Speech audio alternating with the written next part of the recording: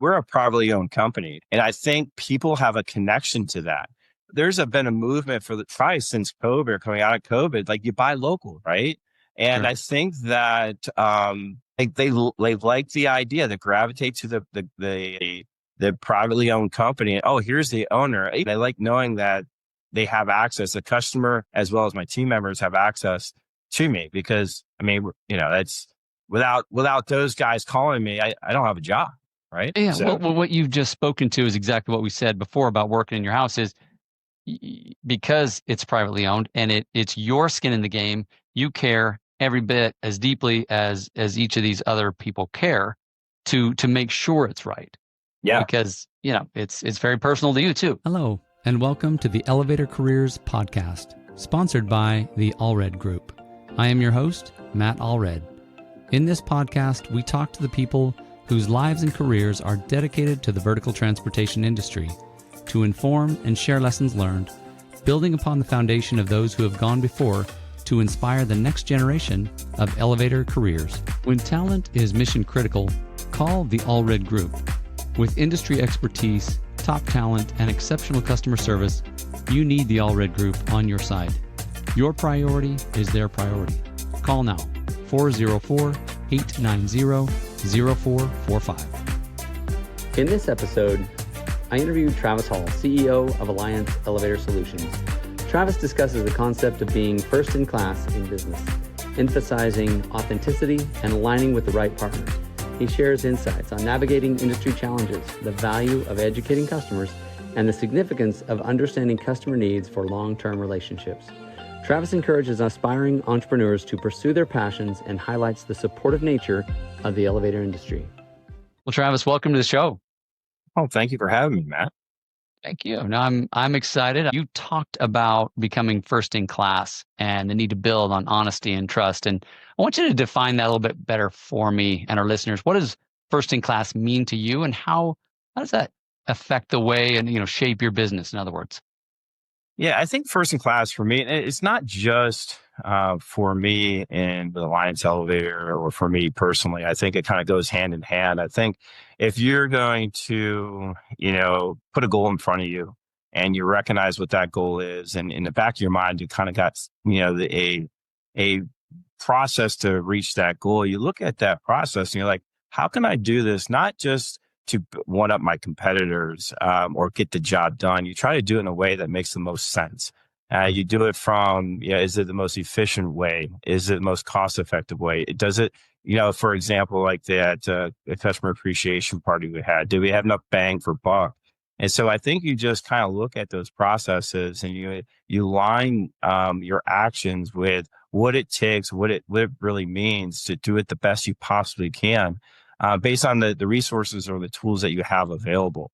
And I think, tying that trust and honesty into that, because we've talked earlier about how important that is. And I think in order to be first in class in anything that you do, you have to be trustworthy. And I think that Sure. In your business model, you have to make sure that you align yourself with the right partners. And it can be a supplier, it can be a customer, it can be your leadership team or the team members that make up your company. I think there's a lot that goes into trying to be first in class. And I think the first and foremost is being trustworthy and what you do and how you do it. And you're basically, you back up what you say, you do what you say, kind of thing. Just very basics. Yeah, no, I like what you said. I mean, you started off with saying not just focusing on what your customer's doing, which kind of, in my mind, I see the image of kind of not just following behind, but maybe I think what I'm hearing is with that model, there's a level of inauthenticity, whereas being first in class kind of means being true to yourself and saying, hey, here's what I have to give. I'm going to do my very best at giving it. And it may or may not look like what my customer has, because you know what? They may have different gifts, skills, resources, and I'm not going to try to compare.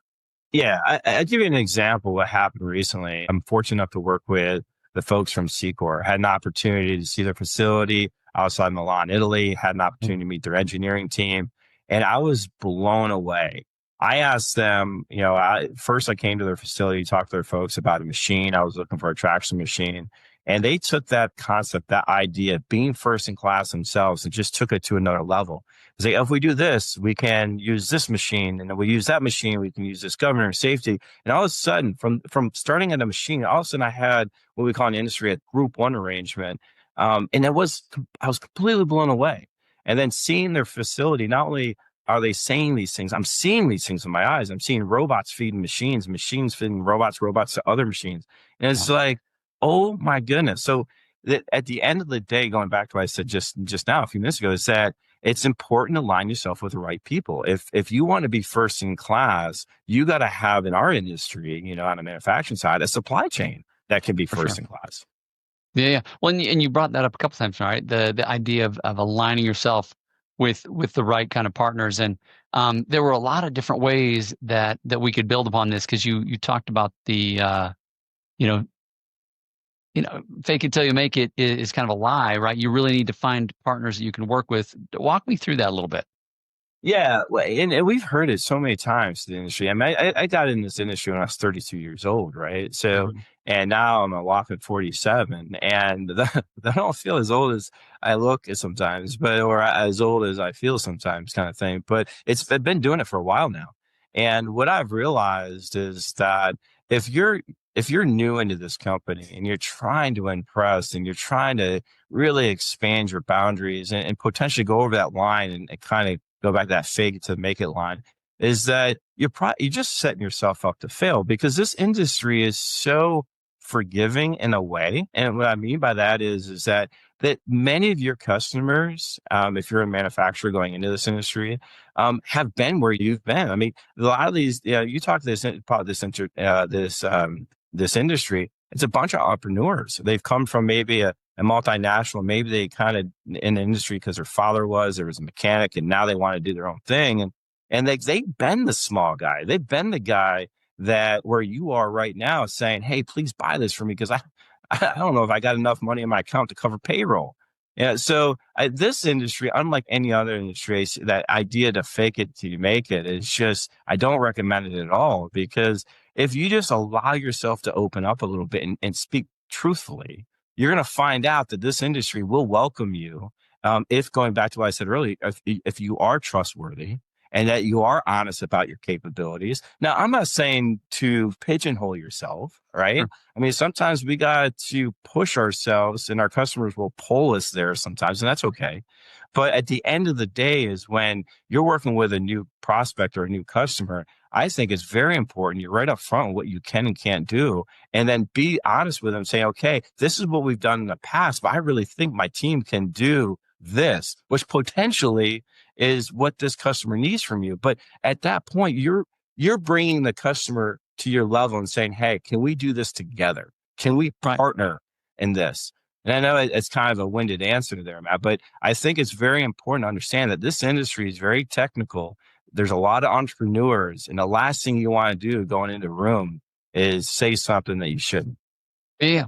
And you talked about, with me and other conversations about your own growth, right? That when you first started, you were doing the 2, 3, 4 stop hydros, and then somebody says, hey, I want to do some traction stuff. And so the idea being, well, let's partner, because I don't know everything to do this, and you obviously don't know my end of it. So can we do it together? I think it's the way you kind of portrayed that. And I think that's what you're talking about with partnering and finding the right partners and having people you can really trust and walk together with them.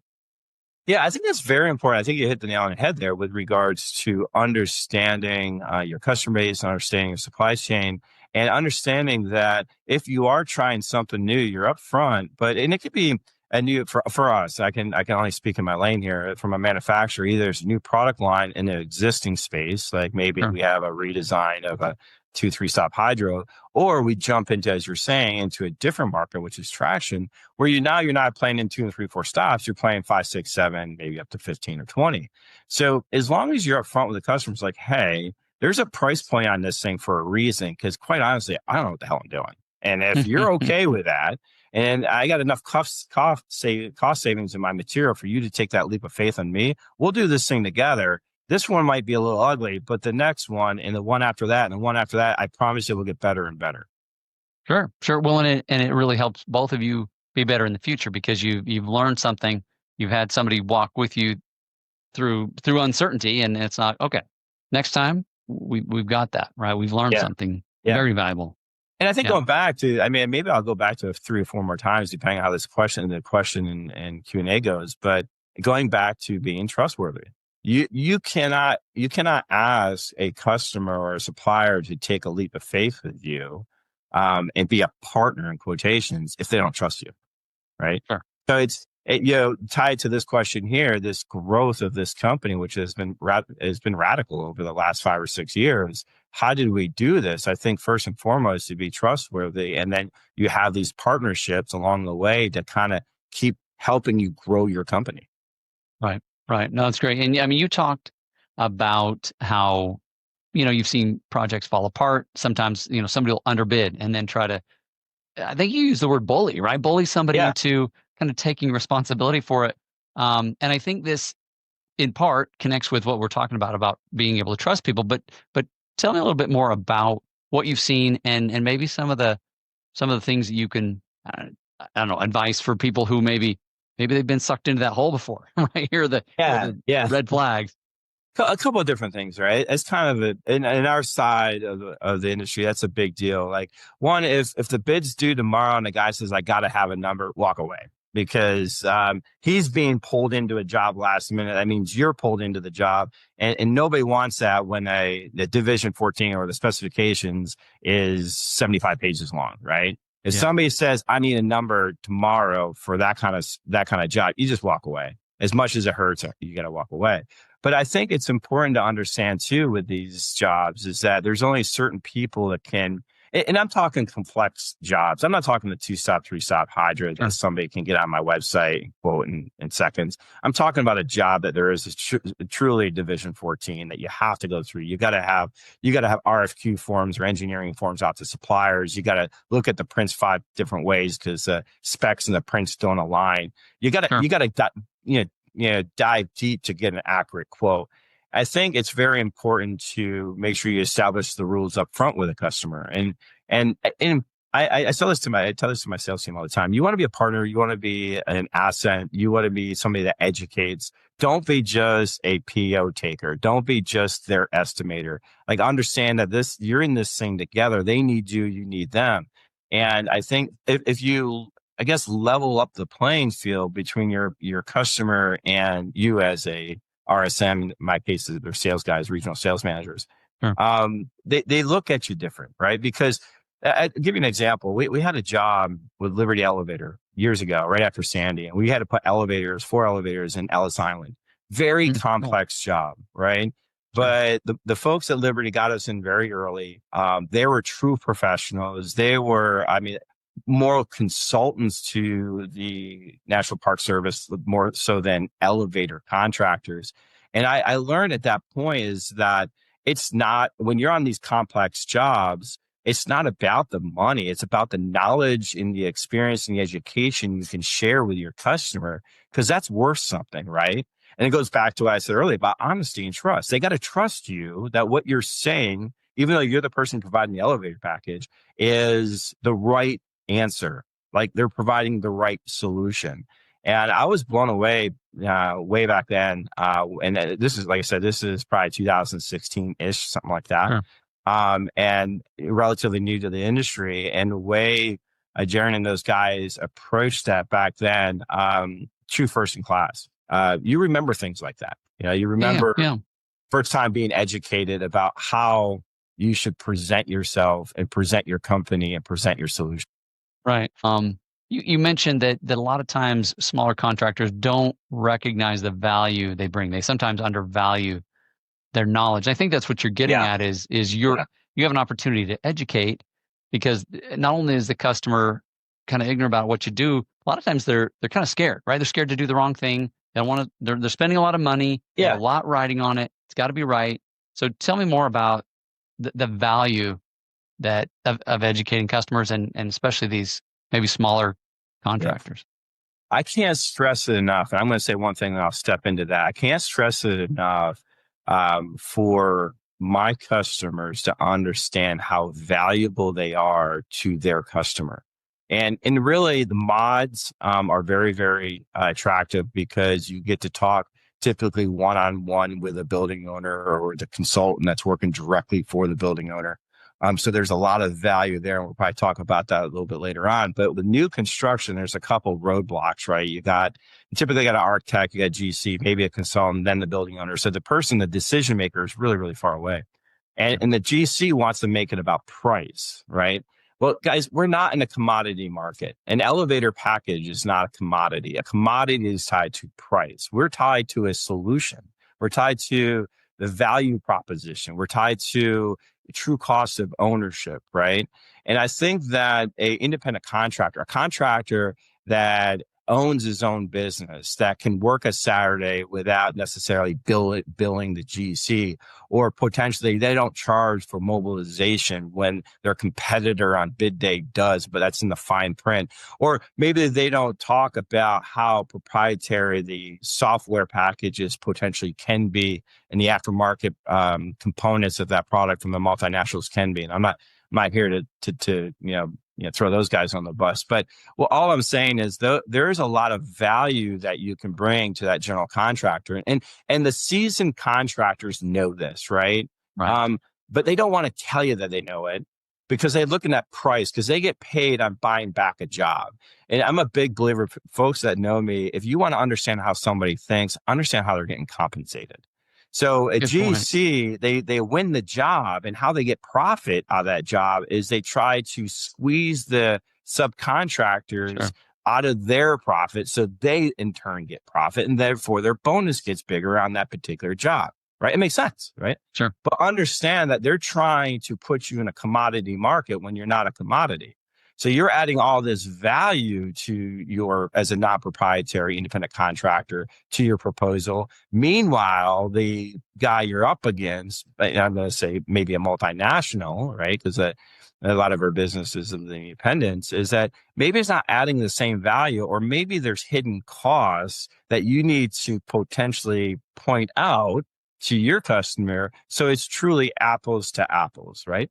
So I think that educating is important. I think, I tell my RSMs all the time, you don't just meet somebody for 10 minutes and talk about the weather. You go in and you sit them down, you buy them lunch, you buy them a dinner, maybe even a breakfast, but you get 4 or 5 people at a table and you educate them about what Alliance Elevator Solutions are, as well as what a non-proprietary material package is. I mean, we have an AIA class that's accredited class. That's how strongly I feel about it. We as a manufacturer on the side, as you as an independent contractor, we have value that just needs to be presented to the decision maker.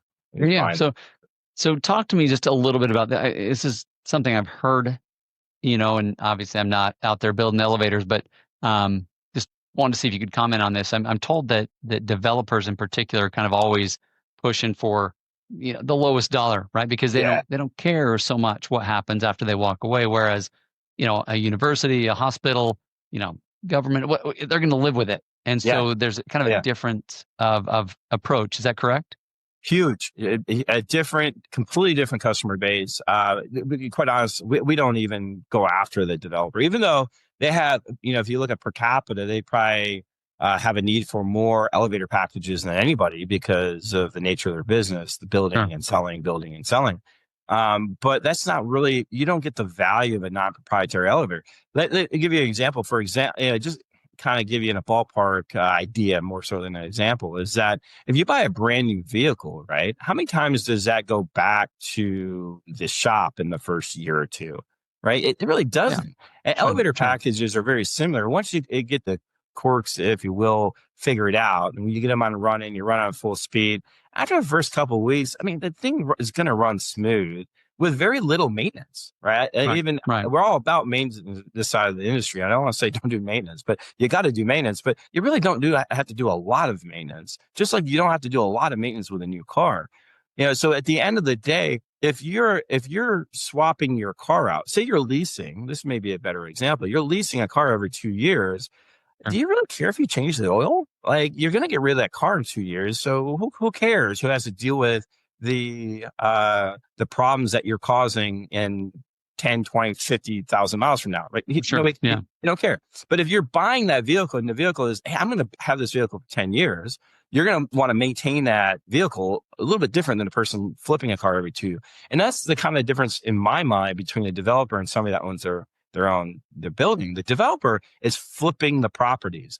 Typically the developer is trying to sell as the building's coming out of the ground, as the pylons are being poured. He's trying really, really hard to sell that property off, right? That's his job.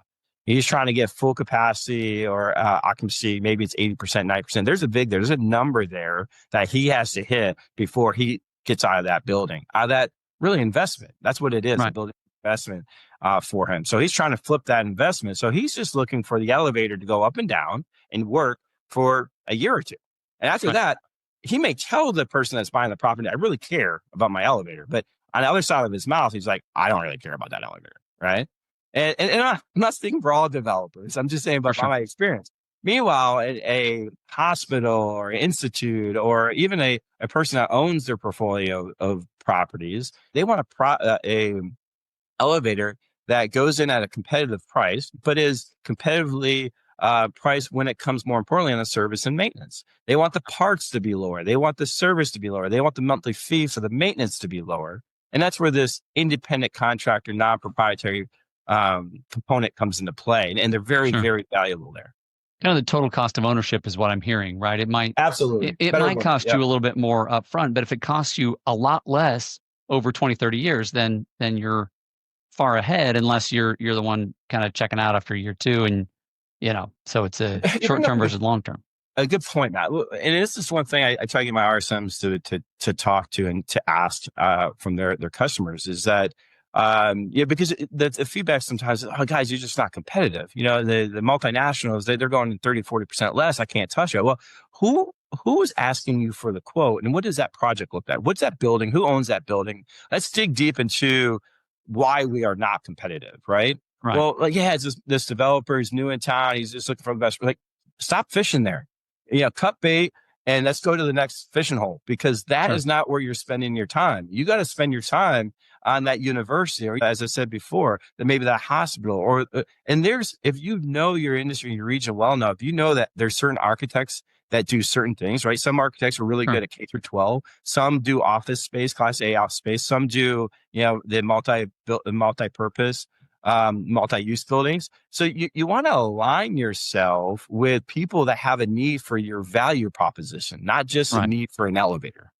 Right. No, that's a good point. Obviously, you're speaking to long-term relationships along with, the long-term investment, right? Get to know your customer, get to know what it is they're doing, whether it's an architect or a hospital or a university or all of that. And I think this is tying into one of the next questions I had, was just what would you say is your process for helping contractors as they're looking at maybe some of these complex jobs, maybe it's VA, maybe it's a hospital, university, whatever, in evaluating risk versus reward and making the right call. I know we talked about that before, but just curious what your thoughts are. Yeah, it's a big question, right? Because there's a lot of different parts that are connected to servicing that kind of customer, and it's got to be all in, right? So, giving this, like we play around the VA, right? And the VA has a unique specification. Everything about the VA is a little bit different than your traditional. Let's say a VA hospital can really speak into just the neighboring hospital, the commercial hospital. But at the end of the day, like, you got to understand their specifications. You got to understand when the VA pays the contractor. You got to understand what they're looking for through the walkthrough. You got to understand that they, go back to that specifications. They want a 12, we'll sell 12 gauge, and I'm making this up, but a 12 gauge panel on their wall instead of a 14. And they want 12 on their ceiling instead of 14. And if you don't go all in and understand that specification, you don't understand how they get paid, you don't understand what they want in the walkthrough and how they actually inspect the elevator, is that you're going to invest a lot of time, a lot of money, pull your partner suppliers in, and it might be for a complete bust. Like if you're doing a 14 car mod, and you've never done a mod before with a VA, but you win the job and you provide 14 cars with the wrong gauge steel on their cab, that could be a big deal, right? So I think for me is that you have to really understand one, do you deserve to be at the table? Do you deserve to quote this thing? And that's got to be ahead. Your head's got to be right for it. Do you have the funding for it? Do you have the tooling? Do you have the people are you built for this? And then what is my goal? Is it just this 14-car mod? Or do I want that VA hospital and their outreach centers and that is connected to this particular owner? Do I want them under service and maintenance? And how do I do that?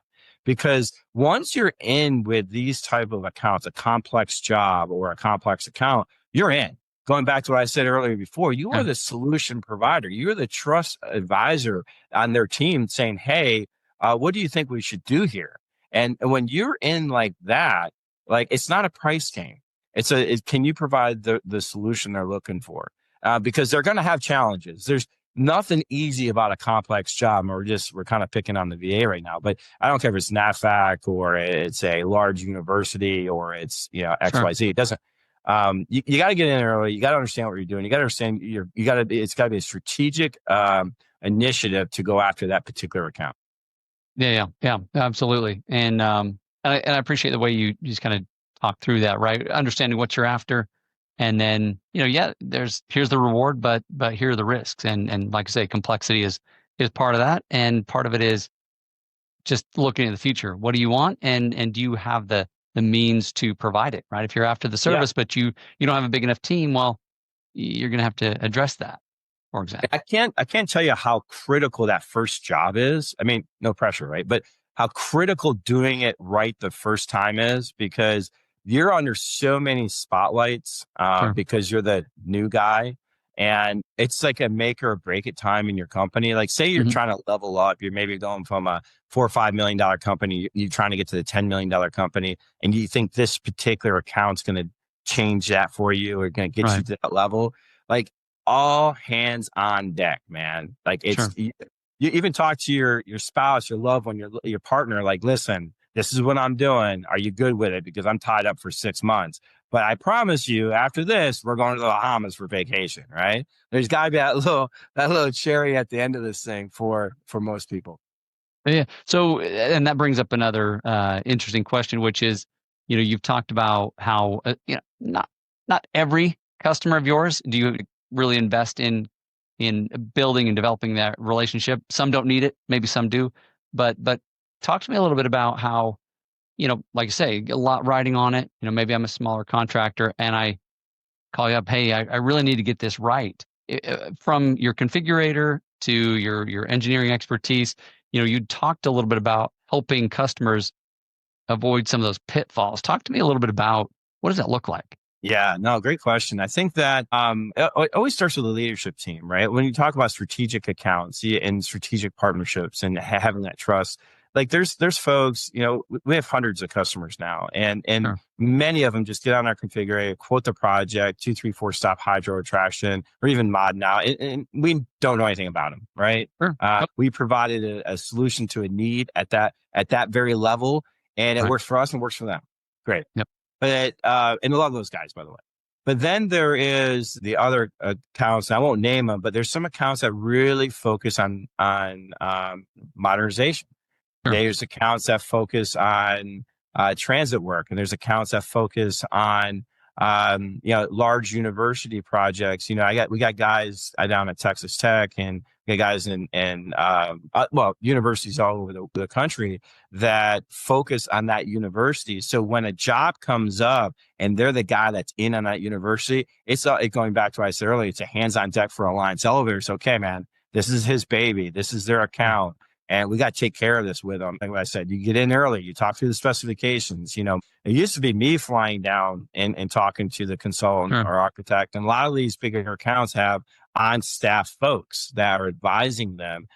They want, I'll give you an example, though we don't have a lot of elevators down there, is Virginia Tech. Virginia Tech, if you've ever been to their campus, they have the exterior, the campus is gorgeous, by the way. My son goes there. I was just blown away with their campus when I first time seen it.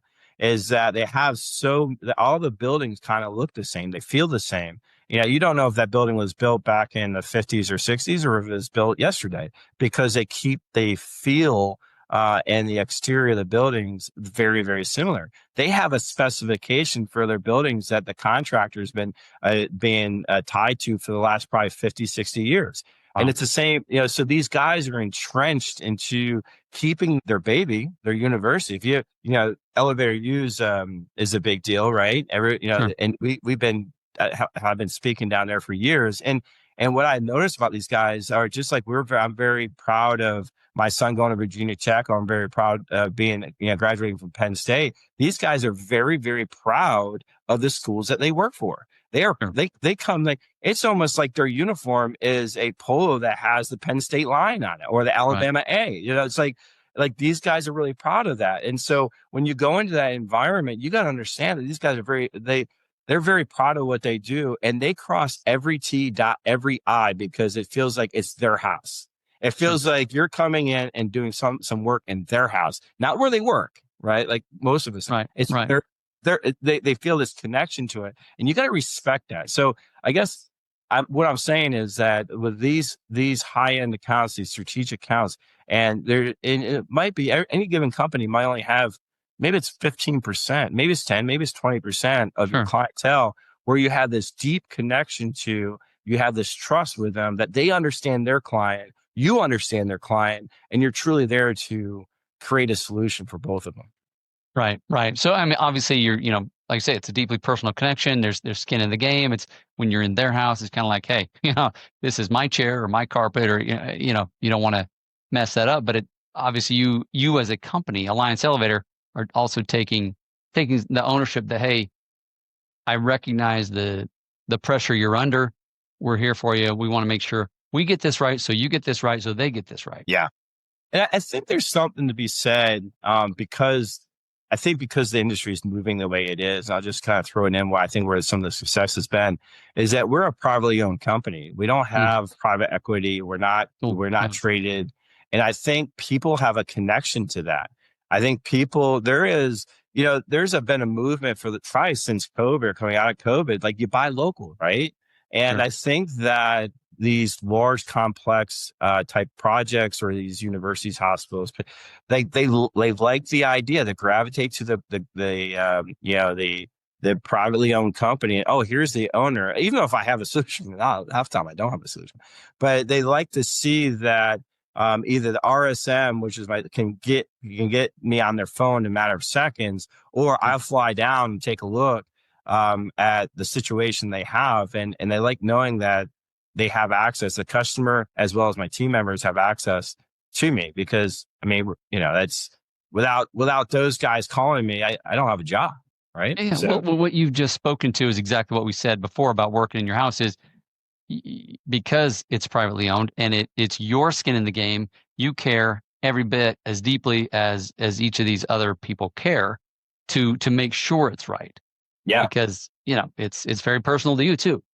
and I tell you, I learned it from the best. I mean, Pete Meeks is a partner of mine, and that guy takes everything he does to heart, like every connection, every relationship, every job, every team member. And I don't know how many hundreds that he has now, but I learned from him how to do that, how to make that connection, and how to value people on both sides, supplier and customer. So very fortunate to have a partner like them that taught me that years ago.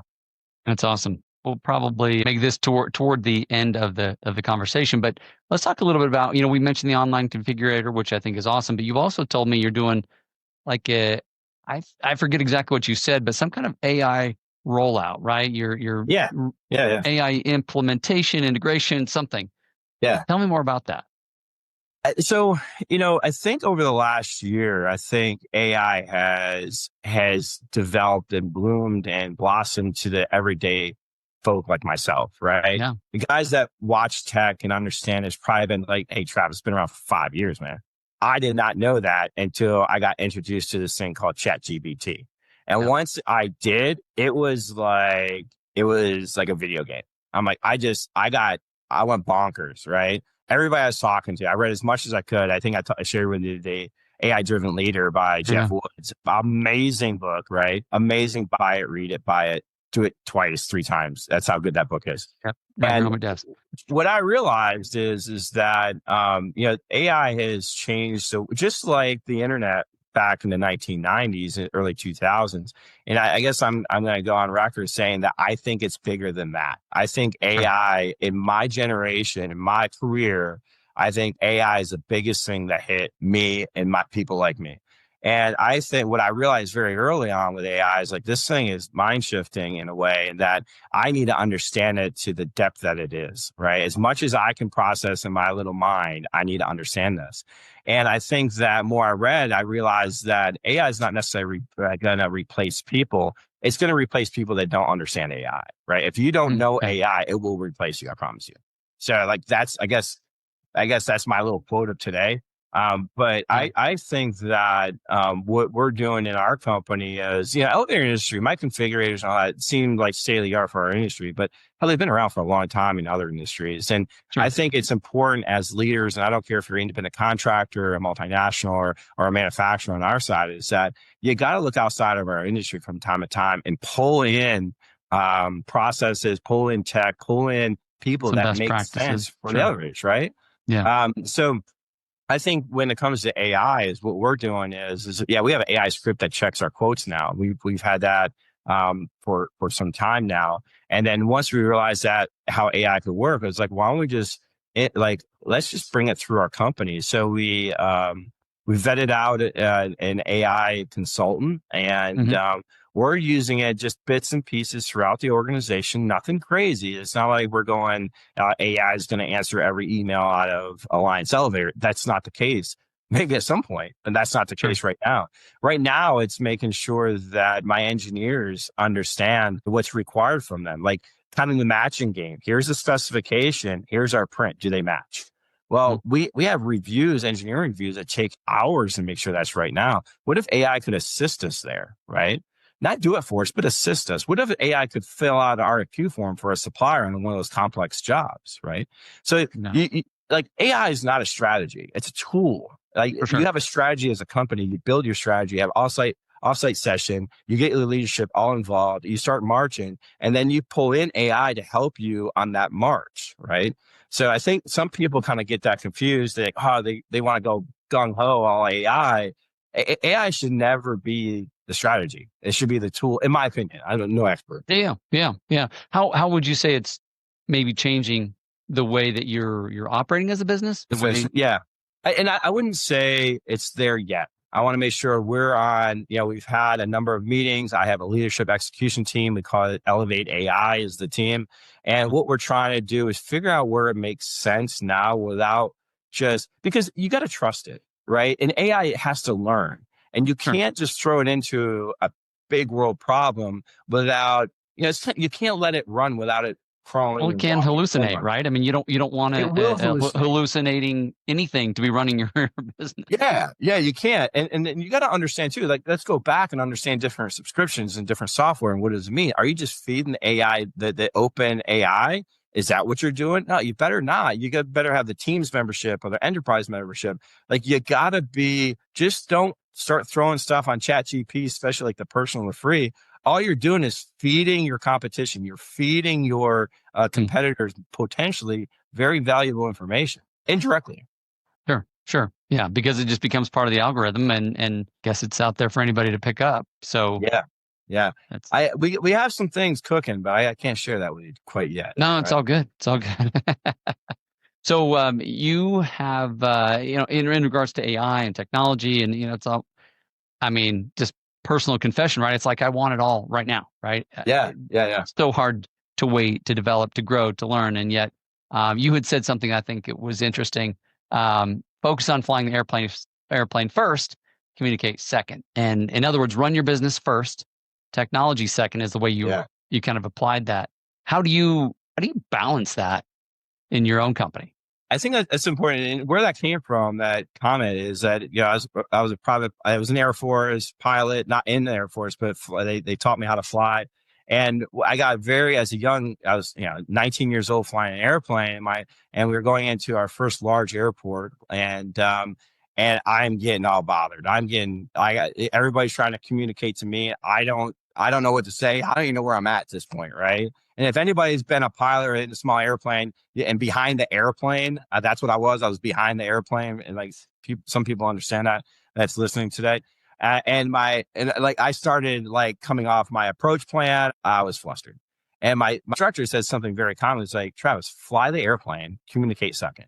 And that was when I was 19 years old, and I'm 47 now, and I use that to my team probably weekly.